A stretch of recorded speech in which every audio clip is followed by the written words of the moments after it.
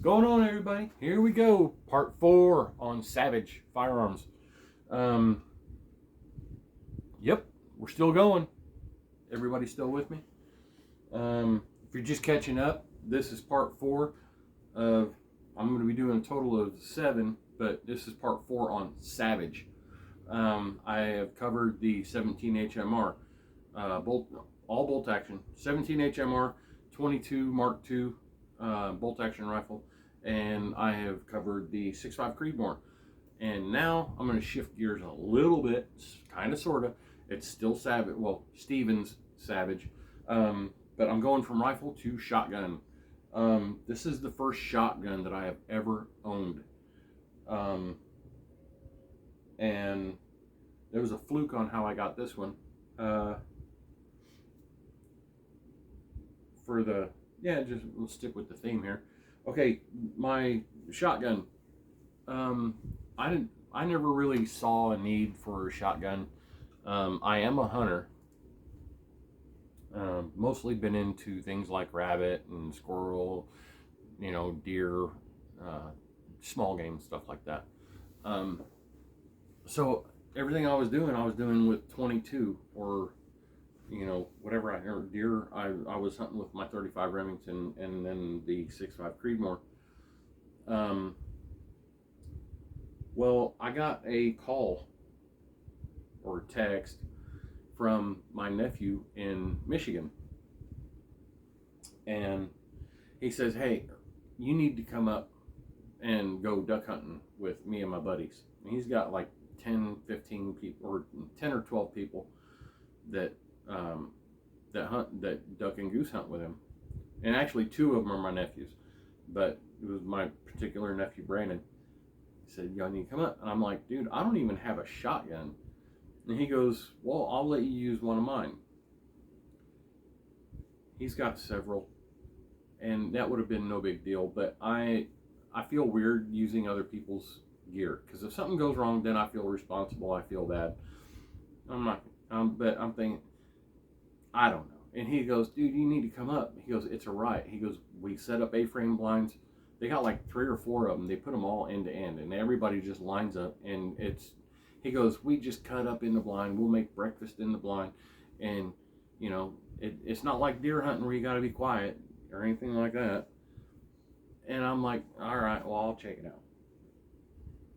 So it didn't take me too long. I ended up going to the store that I do not mention. But I ended up going there, and I found, I was just looking for a cheap shotgun, a cheap one. And my reason thinking at the time, it's like, I'll get a cheap shotgun. If I don't like the duck hunting or the goose hunting or anything like that, I said, it won't be too hard. I could probably find somebody and I could get my money back out of this thing. Which in my mind was the right way to be thinking about it. I didn't want to spend a bunch of money on something if I wasn't going to like the hunting. So I ended up going to this particular store, and for $180, I picked up this shotgun, and we went hunt. I took it up with me, and I had a blast. And within the first hour of being in the blind, I was hooked, and I knew I wanted to keep doing it. But there was only one thing. I wished at the time I would have gone ahead and bought a semi-auto. But anyway, I ended up with this one. I still use this one. It has its purpose. If I take a friend, if I have a friend that wants to go but doesn't have a shotgun, or one of my boys, they can take this one. I have my semi-auto. So yeah, it's a good backup, but also it's a nice change. I can take this one with me if I want to go like dove hunting or something like that. If I just don't feel like taking the semi-auto, I'll take this one, not a problem. So that's how I ended up with this one. and it's going to stay in the arsenal for a while, as long as I can. So anyway, let's get on with this one. This one is a Steven Savage model 320 field. You can see I gotta find that little doohickemer that's back here. I always forget it's on the back side of the trigger guard, but yeah, it's empty. Okay, one of the things I do like about this is if I have one chambered, say we're cleaning up at the end of the day, I can hit this little button back here on the trigger guard, which is on the left side, by the way. So I mean, when you're holding the gun, you can actually reach around with the tip of your finger and you can hit it. But when you hit that, even if it's this way, you see the slide come back a little bit, it is disengaged. It's not going to fire. So yeah, I like it. It does have the cross bolt safety right here. And I mean, it's just basic 12 gauge pump. I do keep my duct plugs in them, which is cool for me anyway, so I don't lose them. The grip, okay, the stock back here, it's like cutaway. I don't know if they're doing that for relieving weight, but it does have the embossed Savage logo here. It's got a good butt plate on it. Has the built-in sling swivel there. It doesn't swivel itself, it's molded into the stock. And of course the magazine tube cap, this one does swivel. All composite stock. It's got a really good feel to it. The pattern here on the back grip it's not checkered, but it feels pretty good in your hand. It's very, I don't know if you can see how narrow that is. You know, like you can really get your hand wrapped around that. But being composite, and that you can hear that compared to, if you go back to the 22 Mark II, when I knocked on that stock, it had that same sound to it. So it sounds really, really solid. Versus the 6.5 Creedmoor, it sounded a little more hollow. This one's it's pretty solid. And of course, you know, now look, it doesn't rattle. So again, Stevens, they make quality gun. Now this one, okay, just like I was talking about the other one, you can see the barrel. It's got the matte finish, magazine tube, everything. All the hardware on here has the matte finish on it. You know, the even the receiver, you can see it's got a little more. It's not as flat as the receiver is not as flat as the barrel, but whatever finishes on it, it's holding up very well. Even your lifter is there. The only thing that I see on here that is not matte is the slide, but it's very, very comfortable to shoot. It's got a good weight to, I mean, it's a little bit heavier than, say, my semi-auto, but being a pump, I think that's going to help it. It's going to help reduce the recoil. This is chambered in 2 3/4 and 3 inch. So yeah, you're not going to be shooting 3.5 inch shells out of this. I wouldn't want to do that to myself anyway, because let's face it, I'm old and I'm getting decrepit. This also is on the top. If you are shooting, you know, if you're going to be shooting like rabbits and just small game like that, not using this for waterfowl hunting, and you want to put like a red dot on it, the top of this it's pre-drilled for a rail, so you can do that. I'm not sure what rails you can put on this. I want to say that the Remingtons will fit on here, the Remington pattern, but there is a company, I can't tell you off the top of my head what company it is, but they do make rails that are drilled specifically for the Stevens model 320, but you can see it's got a funky bolt pattern to it. You got the one back here, and then you got the two close together, and then even further you have another one. But these do have set screws in them. You take the set screws out when you get your rail, and then you use the screws that come with the rail to mount your rail. But it is kind of nice that they had the foresight to drill that. It is a raised vented rib with a bead sight on the front. Well, it's not a bead sight, it's a fiber optic bead sight. And this one happens to be, and you can see this, it is in green. This is a 28-inch barrel, smooth bore, and it does come. This one came with one choke in it. It was a modified choke, so it does have. You can interchange the chokes, and the choke that I have in here now. This is not the choke that came with it. Oh, that's really in there. I don't use stock chokes. I'm not saying there's anything wrong with them. I don't use stock chokes. I just don't like them for some reason. But again, like I was saying, this is a 28-inch barrel. The choke that I have in here, again, I'm telling you guys, I am brand loyal when I find something that works good. This is a Carlson's Cremator, and this is the modified. That is the only choke that I have for this gun. Because it actually works really, really well. But so basically now I've gone from a 28-inch barrel, stock length is right here. Okay, now I basically have I believe it's 29.5-inch overall to the end of the choke. Not like you know, an inch and a half or an inch is going to make that much of a difference. But again, it is ported. And you can see it's kind of cross drilled. Maybe, yeah, you can see light through there, but it's ported and all that. But yeah, I like these chokes.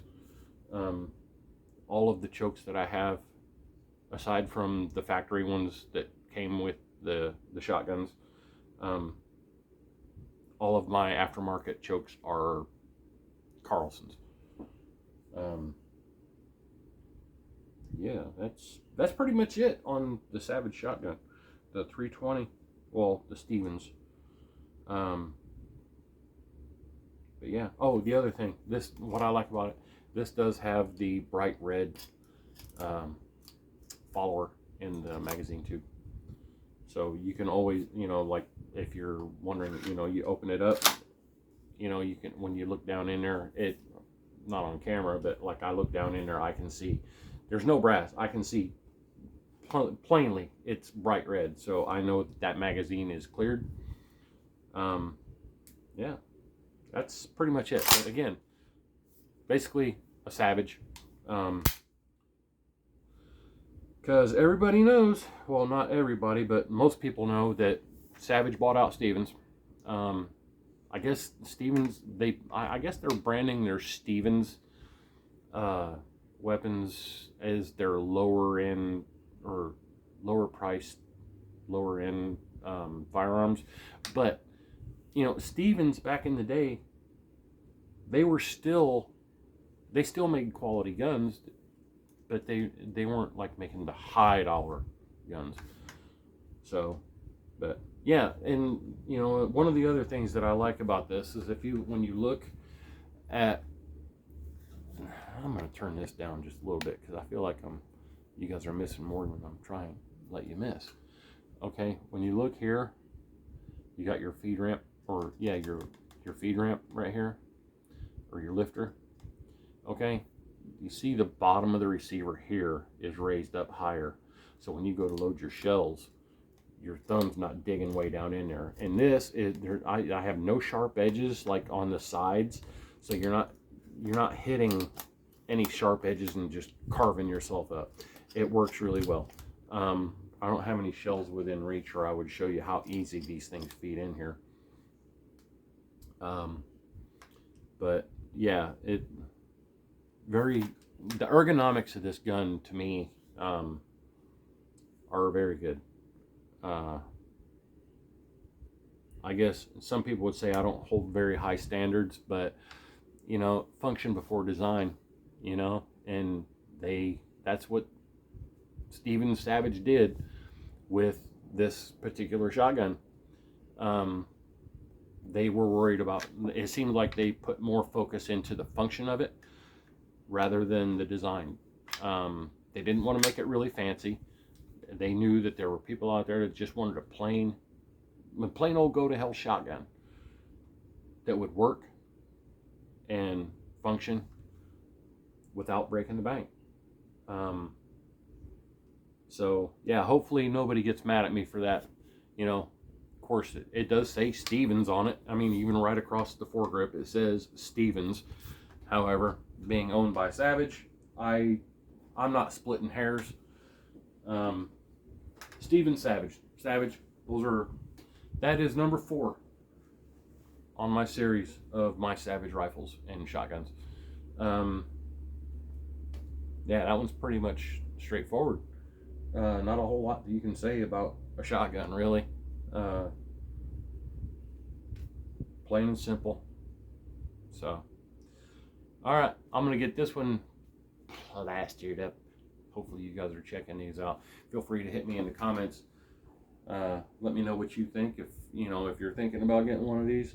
Oh, by the way, they do make I guess there is a combo, the 320 combo, the Home Defense, which is a shorter barrel. I want to say an 16 or 18 inch barrel. This is the 28 inch. I didn't get the combo. I just bought the 28 inch. But they have the model, the 320 model. They have the 320 Home Defense, or the 320 Defense, and the 320 Field. They may have another model of it. This is the 12 gauge. I believe, if I'm correct, they do also make the 20 gauge. I don't think they do a 410. I could be wrong, but anyway, if any of these videos are like helping you out, let me know. If you got anything you want to add about these. I just remembered this. The 320, the Stevens 320, the mini shells. This will cycle the mini shells. I don't have any left, but my son gave me some. He said, "Oh, mine won't cycle them." Well, okay, so, but they're, you know what I'm talking about. It's like a 12 gauge shell, but it's shorter. A lot of shotguns won't cycle them, but the 320 will. At least mine does. So there's that. So if you have any comments, want to add anything, if I missed something, or if there's something about one of these that you're aware of that I'm not, like, hey, did you know that? Hey, I don't know. Let me know. Hit me in the comments. Let me know if you're liking the videos. Let me know, if you know of another shotgun that that's, or any rifle that's comparable to the stuff that I'm saying. I mean, everybody has their likes and dislikes. Okay, like for me, when I was talking on the about the 6.5 Creedmoor, I don't like I personally, it's my personal opinion, I don't like the Ruger American because of the plastic magazines. But I'm not pissed off about it. I mean, let me know what you think. I'm gonna go ahead and end this one, and then I guess I'll pull up, I'll get 3 more stacked up and we'll go over those. But however, they are not Savages. So I'm just doing this. This 4-part series on Savage, and I will be doing following 3 more videos on just the other weapons that I have, and I'll talk about those and what I know about them, and maybe a little bit, maybe a couple of the stories about them. But I'm not going to keep it too long. But again, until the next one, I'm Pappy with Black Duck 24. You guys know the drill.